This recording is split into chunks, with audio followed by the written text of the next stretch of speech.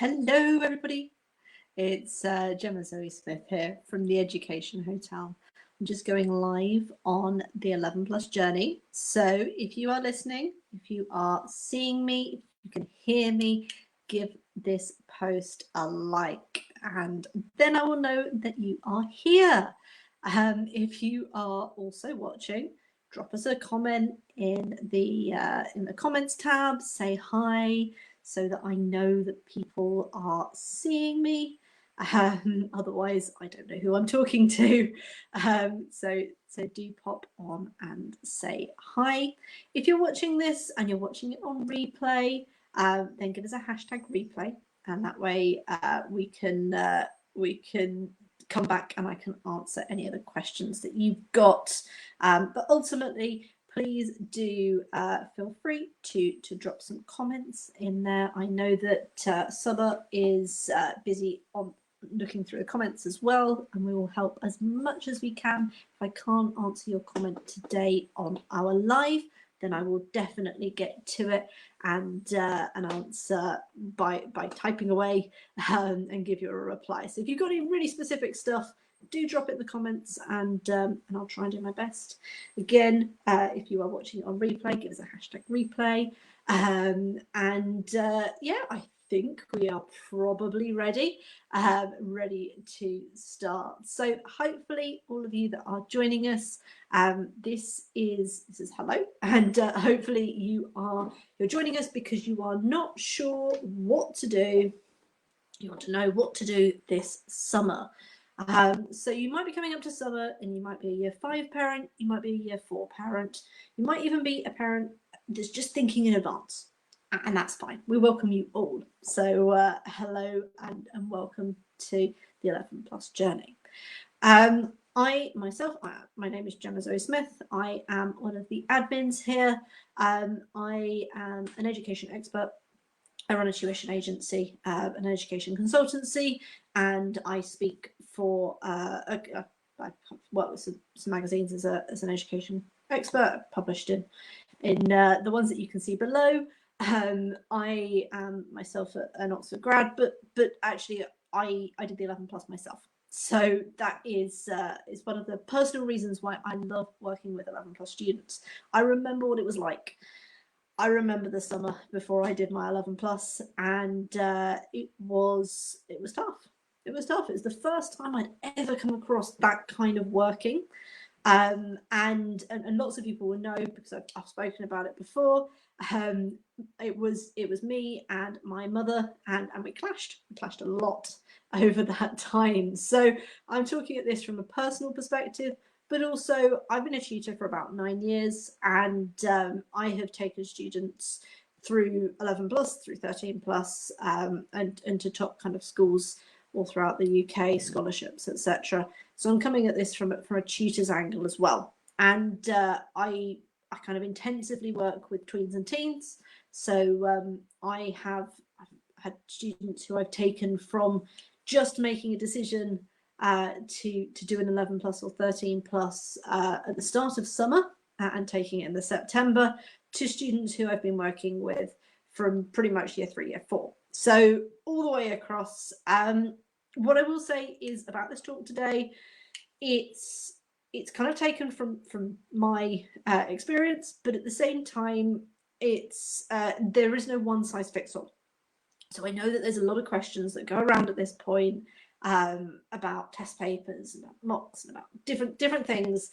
There is no one size fits all. So if you're listening to me and you're thinking, she sounds like, it's too easy, or it sounds like it's too much on my child, then it probably is, because every 11 plus journey is individual. So really listen to what I say, but at the same time, your child is your child. So if you think this isn't going to work, then this is not the only way. What I am saying now is not the only way to get your child to a top school, to get your child to a grammar school. Really, it's about what works for you and what works for them. And at this point, what I say to parents is what works for your team. You and your child you are a team, and a tutor, if they're working with you, part of the team as well. So they need to be team decisions that you're making over summer to really help that child to thrive. So if you think of it like an athlete has their coach, they've got that team behind them, they know that they are doing everything they possibly can in order to improve their performance. And the same thing is for tutors and is for parents. So we are working as a team to push them over the edge, not literally, to push them over the finish line, and to really get them to where they want to go. So without any further ado, I'll crack on. What I've done is essentially I've just taken the questions that people have come up with on the group and put them into categories. So typically around this time, maybe a little bit later, but kind of around this time, we start to get questions about summer. Things like test papers. We get questions of how many test papers should they be doing a week? Is X amount of test papers the right number of test papers? How should I be doing these test papers? What should I be doing with them? Should they be sitting them under exam conditions? How do you learn from those test papers? So all of those types of questions. It's worth saying that I'm doing it now as opposed to when we're in summer holidays, so that as parents, you can take the information, you can go back, you can process it, and you can come up with a plan of action for your child. And you can sit down and discuss that with them and make those decisions. So it's why it's a little bit early. But test papers, ultimately, one of the biggest questions that we get asked.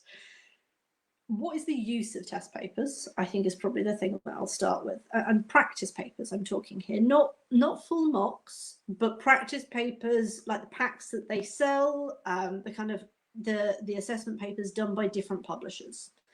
And I suppose that the important thing that we will always say is that it's worth noting that there are no official, except for the familiarization test, there are no official passed papers for 11 plus. There are for some of the independents, but not for the grammars. And what you are doing is when you purchase these papers, you are purchasing somebody like myself's approximation. So what we do is usually pretty good guesstimate. We take all of the questions that we've seen, that we've had students tell us about, that we've helped maybe to write previously. I know Peter Francis does quite a lot of work specifically with exam boards, and we then tweak them, make them into papers, give them out. So when you are purchasing a practice paper, that is the kind of reasoning behind it. So they're usually pretty good. They're not past papers, but they're pretty good at approximations. The point behind them, for me anyway, is to identify mistakes and to identify areas of focus. And that might be either in syllabus or it might be in exam taking. So say I've got a student who has taken a paper and they've got mid-70s. So they're doing okay. I typically focus on more of the selective schools. So they've still, for me, they need to be achieving slightly higher. The first thing that I'm doing is I'm going through that paper with a really fine tooth comb. And I'm looking at, did they get runs of questions wrong? So if, for example, question 10, 11, 12, and 13 was wrong, then I'm looking at, well, were they put off by question 10? So was it that they spent ages on question 10 and then they rushed the others? Or that they lost confidence in question 10 and that put the others off? Then I might look at, well, is 10, 11, 12, 13, are they parts of a multi-part question? In which case they didn't understand the question. Or is it that 10, 11, 12, 13, is it that they're all around the same subject area? So if they are around the same subject area, I know that's where you've got to focus. If the question 10 is particularly tricky, it means they put them off for 11, 12, and 13. That's an exam technique. So test papers can be used for both. If I'm going through a paper and the end part's wrong, they rushed it, or they didn't have enough time to finish, so they just wrote down some random random letters, which is exactly what they should be doing, definitely, because they need to answer multiple choice. But I also then need to work on speeding up. So if you are going through test papers, and some of you may well be working with test papers now, but as you start to go into summer, you might be looking at them, then really do use them for everything. So use them to see where your child is having problems with syllabus material, use them so that you can see exam technique, use them so that you can drill down and see typically what happens when they take an exam. And it is worth noting that is quite a long process to go through a paper. Like when I'm going through papers for my students, I will take probably as long to go through the paper as it is that they took doing it. And that's because I'm trying to get as much detail as I can. Because if I've got a child in front of me who, when I've been doing practice questions with them, and I know lots of you do the 10-minute tests from CGP or the Bond books, and maybe they're doing really well with those, but then they come and do a test and they get 70%. I need to know what's happening between those. And the way that I'm going to do that is by really trying to spot those mistakes and why they're happening. Not just to say to a child, oh, look, you made a mistake, but to look at how you can do it again. So if they took too long, is there a quicker way? Is there something where they've been doing it a long way round? Actually, there's a quicker way to do it. And maybe it's that they've kind of dipped in the middle. Well, do they get tired? Do they need to take 1 minute of a break, look up at the ceiling, kind of relax themselves, and then get back into it? Is it that they're rushing? That's the type of things I'm trying to get out of test papers. The second biggest question that we get about test papers around this time is how many? And it's really dependent on your child, and it's really dependent on where they want to go. But if you can think of it as typically what I will do is I will do around one paper, full paper, so all 4 areas a week. And over summer, I will also increase the difficulty until the last couple of weeks of August, where I'm really building on confidence. And the reason that I choose to do 1 a week, and as I said, it's completely different for each child, but on average for me, is I like to get that feedback, target the areas, and then see where they are. And don't go over 1 because I find that that's a little bit too much. I stick to 1 and I look at exactly why. We have to have a reason for doing it. So to pick out the areas, to work on the areas. By the time they're getting around an 80 to 85%, I increase the difficulty. So that might mean changing the pack. If you've got yourself a pack of GL style questions from one provider, that might mean getting a different pack from a different provider. Because if they're doing consistently that they're getting 85, 90%, then we probably need to change style. And I need to check, are they doing as well in other styles, other providers? Because people, although when you write the papers, we all write them around the same, the styling is slightly different, and by using a variety, it can often help. So in terms of the number, I tend to do 1 a week. That's across all 4 areas. That's not to say I don't do practice questions in between, but those practice questions are based off of what the child didn't get right in the test paper. So that test paper is taken under exam conditions. The test paper is there to show me the gaps. And I don't focus on the mark with a child. Again, looking at confidence. Instead, I will focus very much on where we need to improve. But I might keep a tag of the marks just so that I can see myself, or you as parents can see yourselves, whether you're going up or whether you're plateauing or going down. And again, worth saying, in summer, often there will be a dip. And that dip's quite natural. They've left school, they've relaxed, they've taking their eye off the ball. It might also be that they've lost motivation. It could be that it could be a whole number of reasons, but you need to know if they started to dip, and therefore kind of adapt what you're doing. But the other thing that's worth being aware of is how much kind of how much you communicate with your child. So if they know the reasons behind those tests, so do they know why they're doing them? Do they know what's important to be aware of when they're done with those tests? Do they know why you're going over them? Do they know what they should be focusing on? So whilst tests are important, I think whilst practice is important, it's useful to know exactly why you are doing them. I prefer a variety as opposed to just sticking to one publisher, and I like to try and get more difficult. Now, I did say at the end of August, start of September, I drop, and the reason that I do that is, and it's not for everyone as well, but for kind of a standard student, I will drop the difficulty. What I will do is I'll keep the papers from the start of summer to the end of summer. I will then pull all the questions that they have struggled with, stick them across a couple of papers, along with some other questions, and re-give them. And my students will take those, and they might not score as highly because they are all the questions that they didn't get right.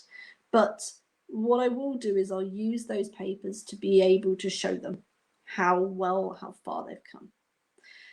The other thing is, typically just before the exams, I'll make them easier so that it improves confidence. And that is something that, again, as I said, not shared by everyone. Many people don't do that. But for me, confidence is one of the things that really raises a grade. So if my student goes in feeling like they really can do it, they're more likely to be able to score highly. If they go in thinking, oh, I didn't score very well on the last practice paper that I did, that's going to impact their performance. Okay, the second most popular thing that you guys voted for on our poll was how to look at vocabulary, comprehension, and creative writing over summer. So we had a poll in the 11 Plus Journey. Loads of you voted, which was amazing to see, and this was the second most popular. So vocabulary. I know that there's lots that we've talked about on the 11 Plus Journey before. I do the wow words that come across every Monday. We've got quite a lot of resources that sit, but if you are reaching summer, and maybe you're reaching summer as a year 4, or you're reaching summer as a year 5 parent, and you think the vocabulary is not amazing, and maybe you're going for a grammar school for which verbal reasoning is pretty important. You think you might need to improve or really focus on that vocabulary. There are so many fun things that you can do.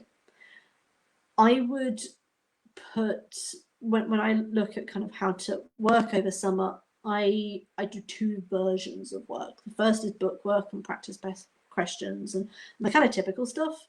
The other is more game-based. And in fact, I've got in front of me, yeah, there we are. So kind of game versions in terms of that's actually a times table version, but I had the word versions as well. And vocab is something that can be gamed.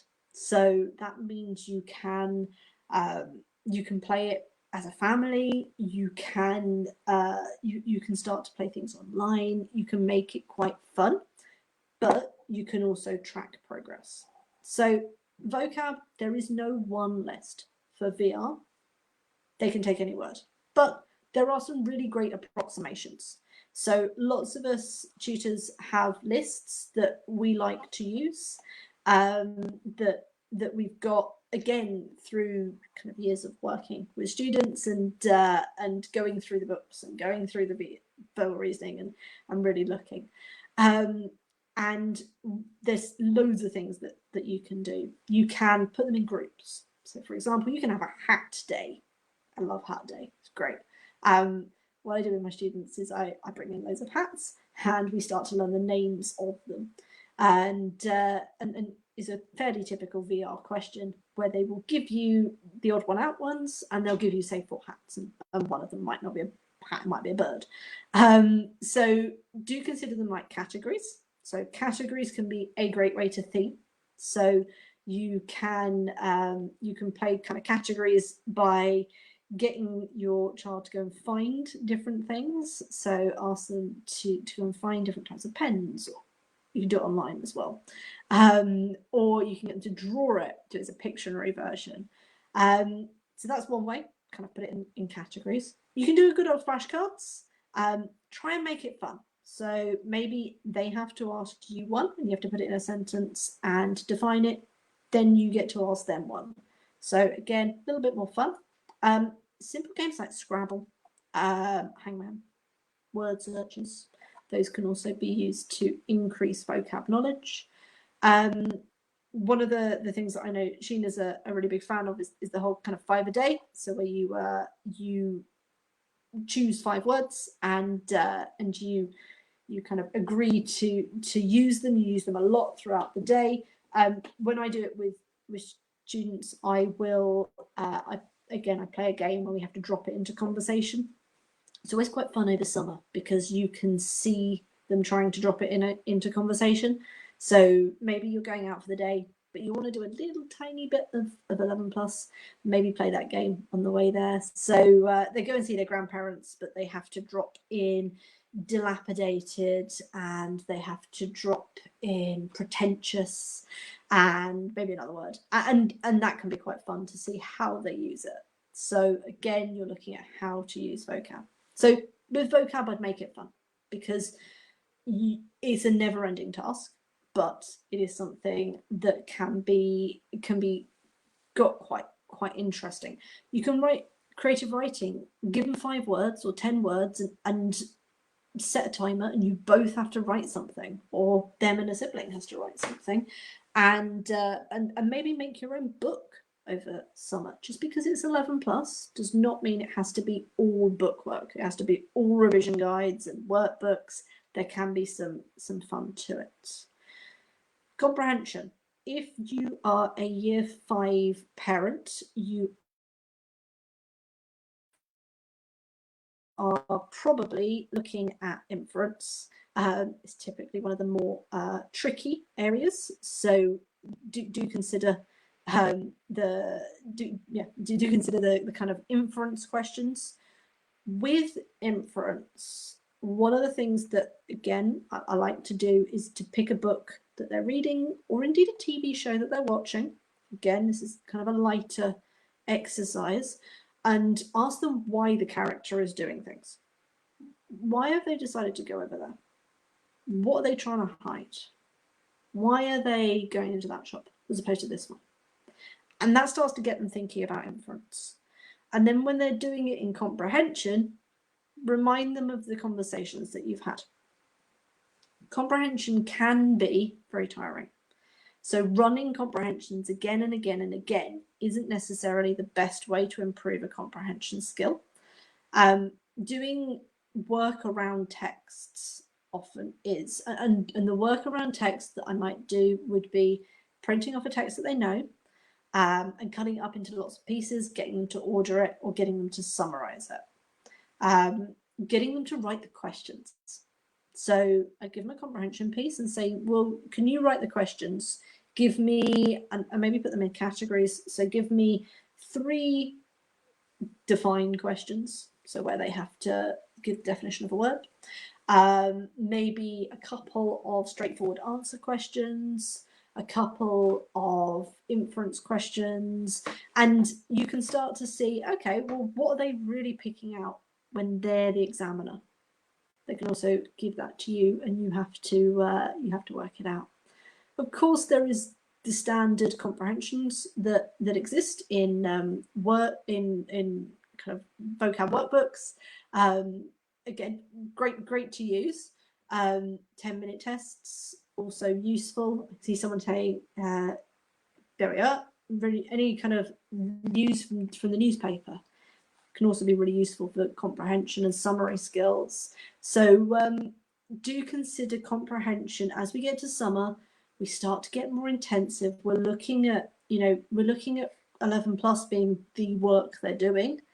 Do consider how we can make them a little bit more fun, a little bit more interesting, and just ultimately intersperse that practice, that really quite dry practice, with something that's a little bit more interesting and fun. And then creative writing. Again, one of the best things that I enjoy doing with my students, and anyone who's had an assessment with me will know the same thing. I give them an object, and I ask them to describe the object, and I ask them to write a paragraph sometimes on that object as though I can't see it. So they might have to describe a flower. They might have to describe a cloud in the sky. And that description is something that then can be used or can be thought of when you're doing creative writing. So I like to try to use those. I like to do them on walks as well.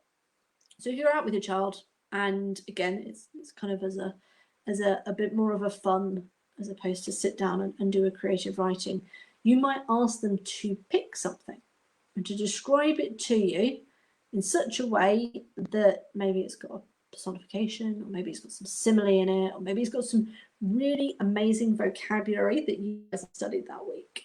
And they have to describe, it's azure blue and it has wisps like cotton wool going through it, or there's it's spiky, and when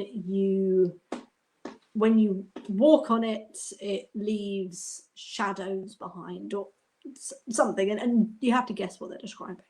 So again, that kind of more fun, creative writing. And it's a real balance. So if you think about summer, and you think about summer compared to school, in school they're used to break times. They're used to fun activities in school. They don't sit down and do a whole hour's worth of workbook. And now often during summer, we are asking our children to do that. So do try breaking it up with some slightly more fun stuff. But also remember that there is that practice. So if your child has done a test paper, do them at the weekend. You can do them whenever you like. But if they've done one at the weekend, maybe the comprehension wasn't great. Go over that test paper with them, say on a Monday, and you pick out some areas that they've struggled with. Maybe it's with the vocabulary. The vocabulary was really hard. It was maybe a non-fiction piece, and they struggled with a lot of the vocab. So you then would agree with them, and that's something that I like to do. I like to sit down with my students and say, this is what we're targeting this week, and this is how we're going to start to plan it out. And I write out a timetable with them, and I ask them to choose certain bits of it.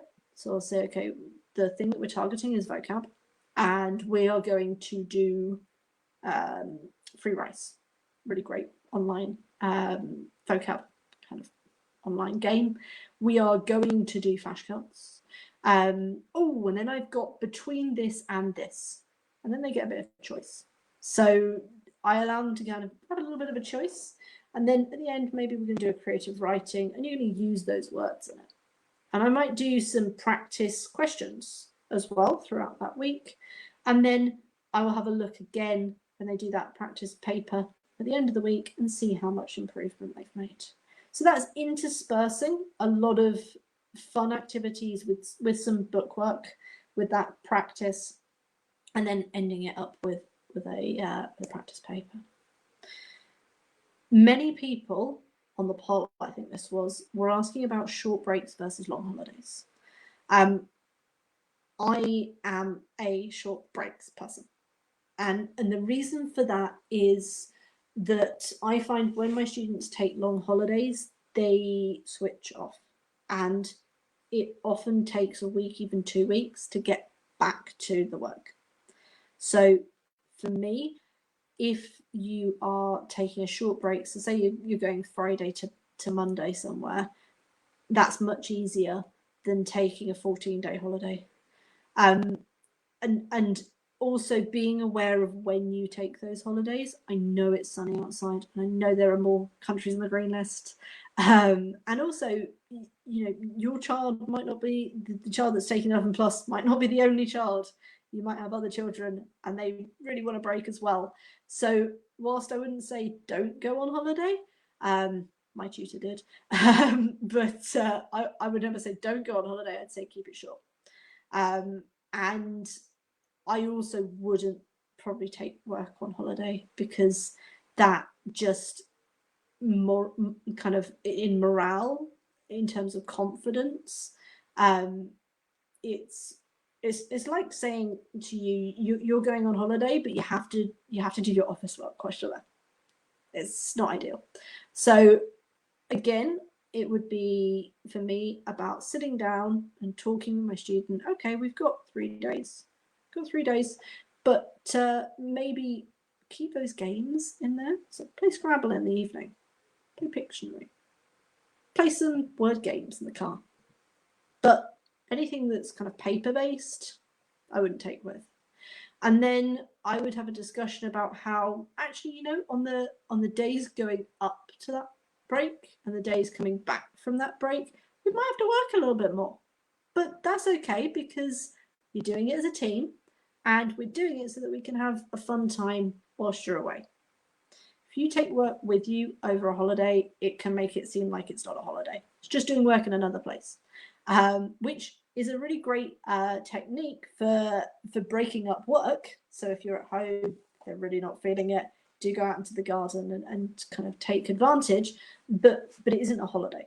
So that's why I'd recommend going on short breaks, and maybe several of them, as opposed to a long holiday. Now, it's not possible for everybody, and that's fine. And everybody has a different way of doing summer.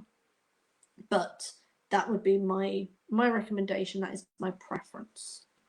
The other thing to note is that it can be motivation can be a struggle over summer, because if you kind of imagine your child looking out the window, they're stuck inside doing workbooks, feels like forever.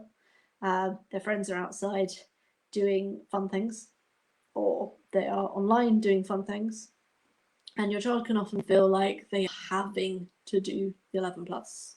So at the start, what I like to do would be to sit down with them to plan out some days where absolutely no matter what, doesn't matter how they do, doesn't matter what happens, those are the days that you are taking off.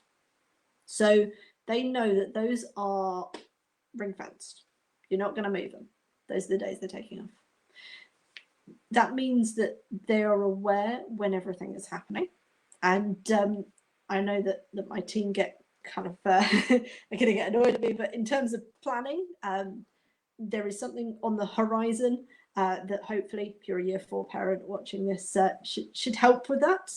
And in terms of planning, being really upfront and being very organised in it, for me is the better way. A bit of flexibility in there. So not deciding exactly what you're doing every hour of the day, but knowing that if your child knows that 1st of August is going to be off because you are going to the beach that day, that's it. Then they know that is ring fenced.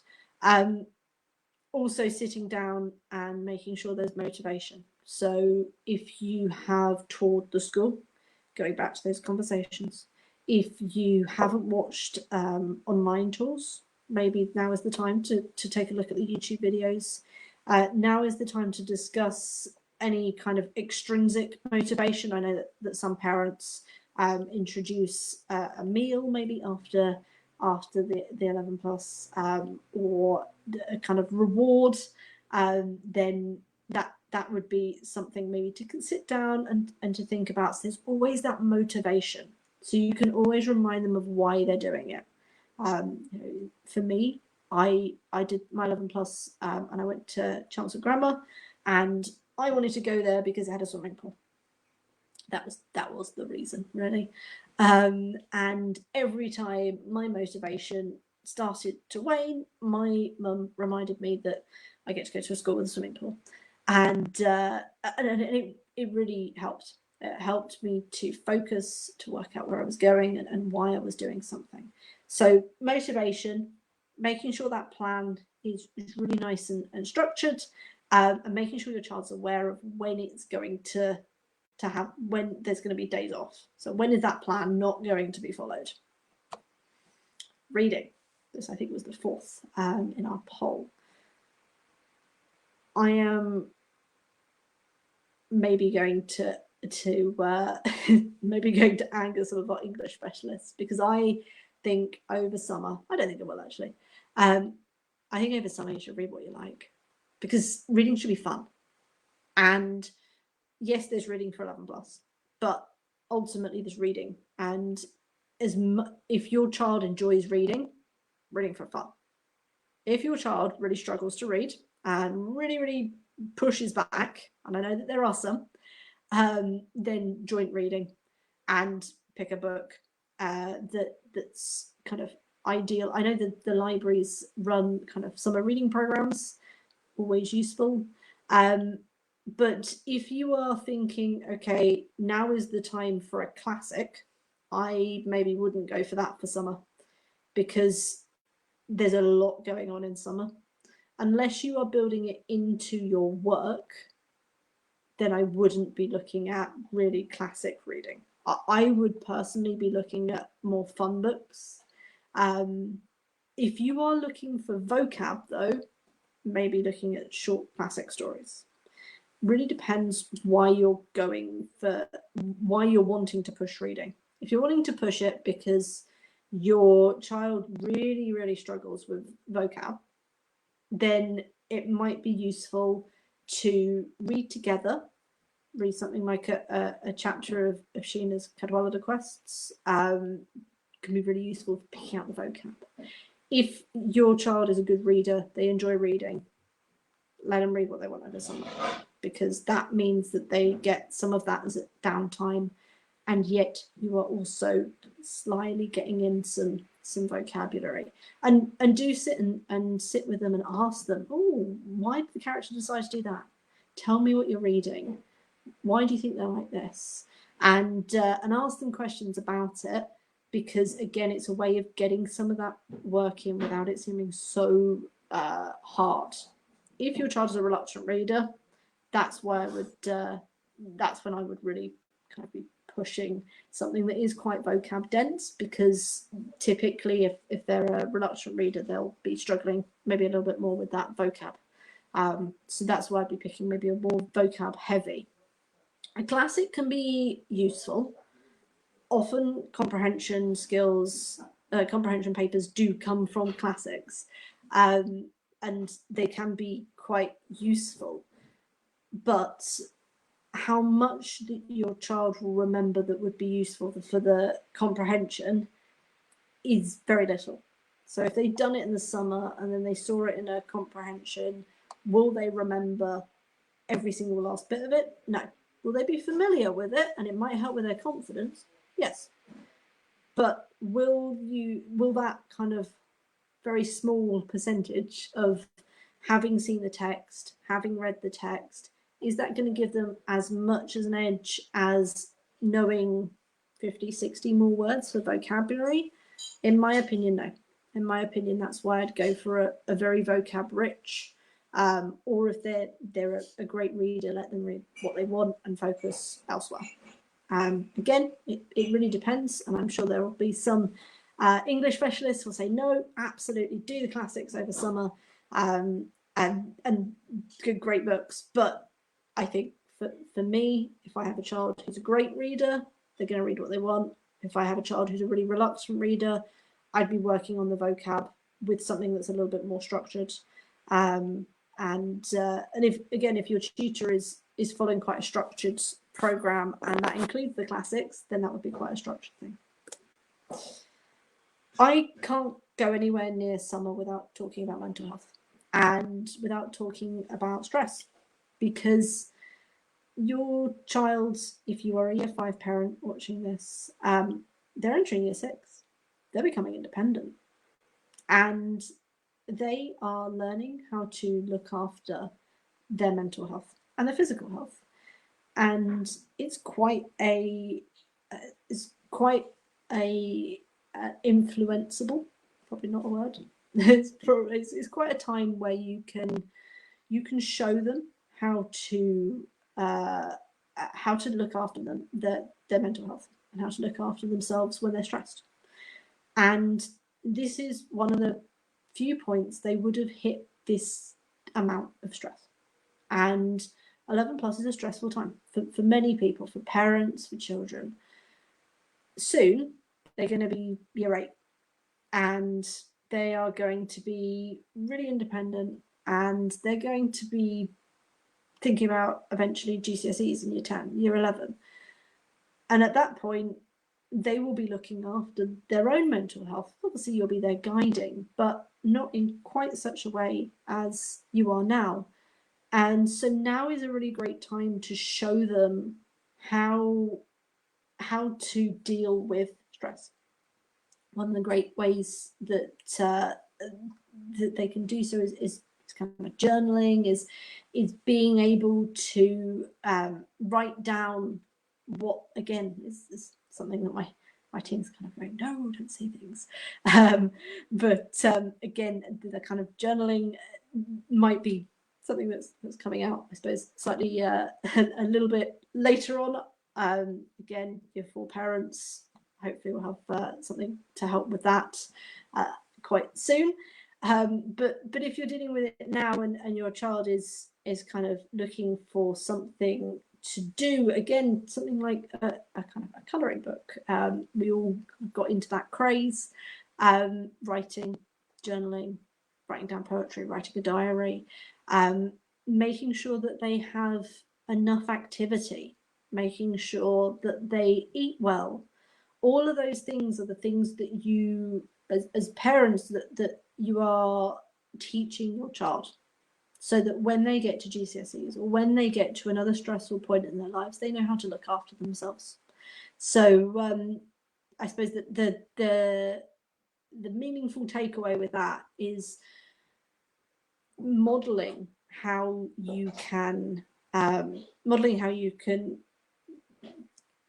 after your mental health, so that your child, when they come against another point of stress, they know exactly what to do and they know how to help themselves. Congratulations if you've been watching this and you are year 4 parents. This is the bit for you. If you're looking to plan ahead, like, what do I do? I'm entering year 4, I'm entering year 5. What do I need to do over summer?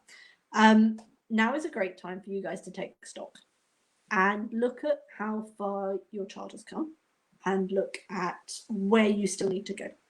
And this planning piece, again, is something that, again, I won't say masses on, but we're working on. This kind of idea of planning ahead and really knowing where you're going. So for my students, I like at the end of year 4 for them to have done, around 3/4 of the syllabus. Again, I focus on highly selective schools, so I like them to be finished by December of year 5. That is very early compared to a lot of people won't finish till kind of Easter. What I do is I go through until December, and then we look at any topics where we've seen struggle and we need to go back to, again, until Easter, and then we start looking at papers and kind of practice papers. But if you're a parent who is sitting here, your child is at the end of year 3 or end of year 4, and you're thinking, what do I do? Plan ahead, see where you are in terms of the syllabus. Balance. There is no point going full pelt at it this summer, because they've got another summer. And what you're going to do is they're going to really, really resent working, and you're going to end up with a real really hard time. Some children love it. They really enjoy doing 11 plus work. Very few, but some of them really do.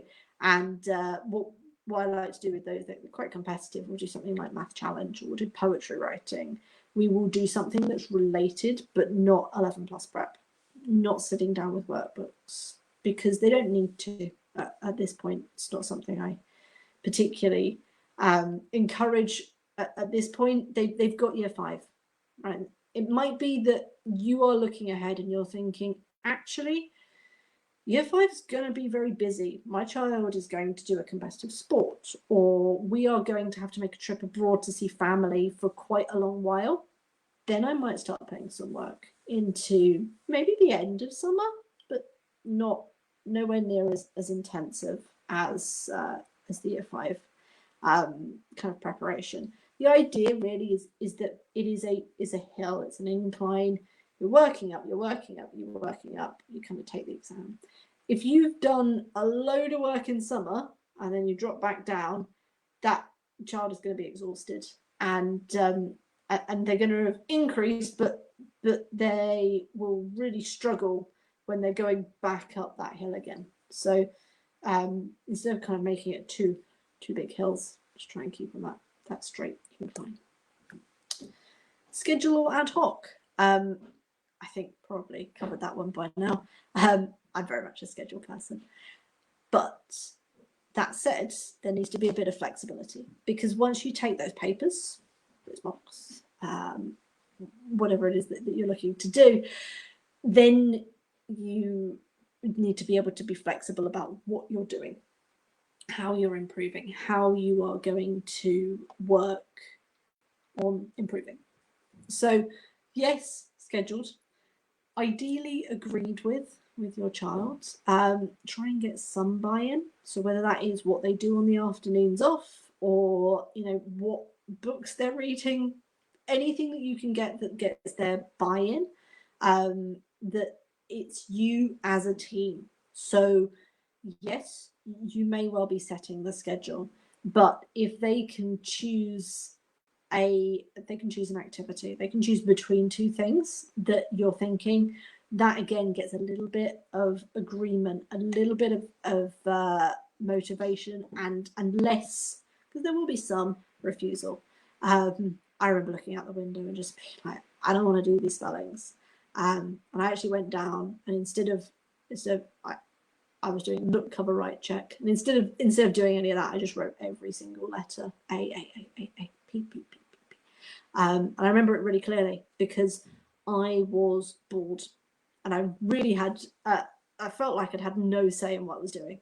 So that's why I'd always say, try and get that buy-in, try and be as inclusive, but also what needs to be done as a parent. So timetables to follow, it really depends on where you're aiming, what your child is scoring, where your child is at that specific moment. I typically do 2 to 3 hours when I work with students, and 2 because it fits into nice 30-minute blocks, 3 because it gets a bit of breaks in it, and that would be workbook style material. And then we might do some kind of fun stuff with vocab. We don't do it every day. We typically do it maybe 4 days. We'll do a practice paper as well. So that would be an average, but it really depends on the child, where they're aiming for and where they're starting. I work with students who at the start of summer decide that they want to do 11 plus, and that's intensive. I also deal with students who've been doing this since year 3, year 4. They're scoring really high, and what we have to do over summer is kind of keep them going and keep them making ever so slight increases, so that by the time you get to the exams, that they are ready. So it's something that really depends on the child, depends on the parent, depends on, are you taking holiday, depends on the school. But ultimately it's an individual choice. Summer courses, and I'm just going to flick forward. Yes, summer courses and mock exams. the last point. Obviously, I kind of come on here to offer advice, but it is also worth saying that kind of being upfront, my company runs a summer course. So we are running a week summer course per subject over in August, which focuses on math, English, verbal, non-verbal, creative writing, and we do 2 hours a day. In terms of kind of timetable, we actually do from 9 till 11, and we work with students to help improve confidence and do those tricky topics. Aside that, because I haven't really come on here to kind of push a course, but summer courses can be very useful. They can help students provided that you know why you're taking them and that your child knows why. If you are sitting there, you're a year 5 parent and you're thinking, I could just do with them doing something every day. There are summer courses that do that. If you are thinking, I really need them to do it with other people in a classroom, there are summer courses for that. If you think, I just want to target the really tricky topics, and there are summer courses for that. But do make sure that you and your child know why you're doing it. So it might be that you say, actually, English could really do with a bit of work. So that's the bit I'm going to focus on. And we're going to look at a summer course for that, but everything else we're going to do at home, or we're going to do with a tutor. So really do consider why you are taking them and whether they work with your own personal circumstances, your own personal timetable, what you need to do. Same thing for mocks. Again, mocks have many different formats, just like summer courses. The summer courses that we are doing are online. They're 9 till 11 in the morning, and they are personalised. But there are others out there that run the whole of July and August, and that run through a kind of set list of topics. It really is different. There's different options, and the same thing for mocks. So mocks, there are some that will give you computerized mocks. There will be some that will give you in person. There are some where you get all the questions back. There are some where you just get the questions back that your child has not scored on. Consider why you're doing them, and consider the way that you will discuss them when they get home. So say you're putting your child in for a mock, and the reason that you're doing it is you would like your child to be used to the idea of going into a room, taking that mock exam, and being in that environment and being with other students. Then if the results come back and they're not great, you might choose to keep those scores to yourself and to work on the areas that have come back as needing work. You might take that as, okay, that my child was probably a bit confused and shocked, and maybe they don't deal so well under pressure. Maybe I need to do another one of those just so that they get used to it.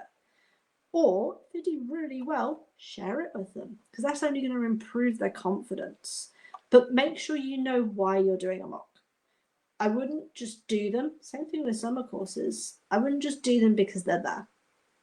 There are so many options now that you can make the right choice for your child.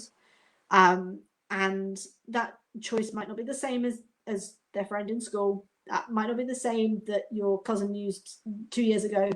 It's what works for your child. So it might be that for your child, 3 mocks is ideal.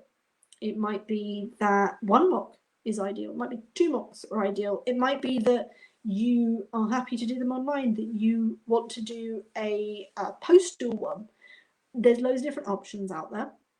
Ultimately, choose the right version for you, but also consider why you're doing them.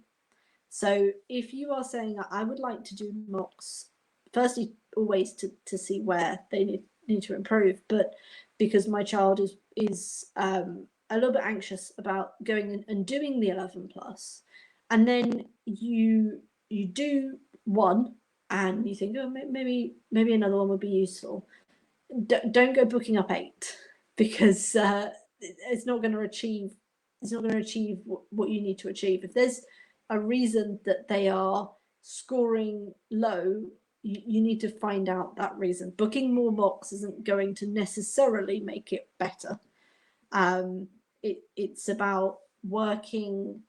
It's about working out where their areas of focus need to be. So, is it that they panicked in the exam? In which case, talk to them. Go through a visualization about what's going to happen as they go into the exam, what's expected, what's it like. Really have that time to discuss. Is it that they're not finishing? And you can see that from the mocks. Then at home you need to really practice putting time pressure in. So really take those mocks and use them as opposed to just getting grades out of them. So that would be my kind of thought on summer courses and on mocks. At the moment, the Education Hotel runs summer courses. We run for year 5. We run 1 week online. We do not run mocks, but there are loads and loads of people in the 11 Plus journey who do run mocks. And as I said, there's loads of summer course providers as well. Everyone's slightly different. Everyone runs it in a slightly different way. Okay, right. We are coming up to an hour. So obviously, I have to say thanks ever so much to Summer, who lets me come on and witter all the time for 11 Plus and the 11 Plus journey. And thank you guys for whoever's been watching today. So if you've been watching us live, thanks very much. If you are watching us on replay, add #replay. As I said, if you've got any more questions, put them on 11 Plus journey so that all of us can see them, because if you've got the question, someone else will have the same question. If you are needing to speak to the Education Hotel, as I said, we can book a free 15-minute call. Our link is there. But if you have a kind of a general question, then please do pop it on 11 Plus journey. There's a number of experts who are willing to give up our time, and our kind of advice will probably be useful to you, but might also be useful to some other parents. As I said, I always monitor the comments. So if you've got any questions, I know that there is one that I need to get back to. I will get back to you in the comments, and then that's it, I think. So I hope you enjoyed this. I am going to go and eat my dinner. All right then. Bye bye.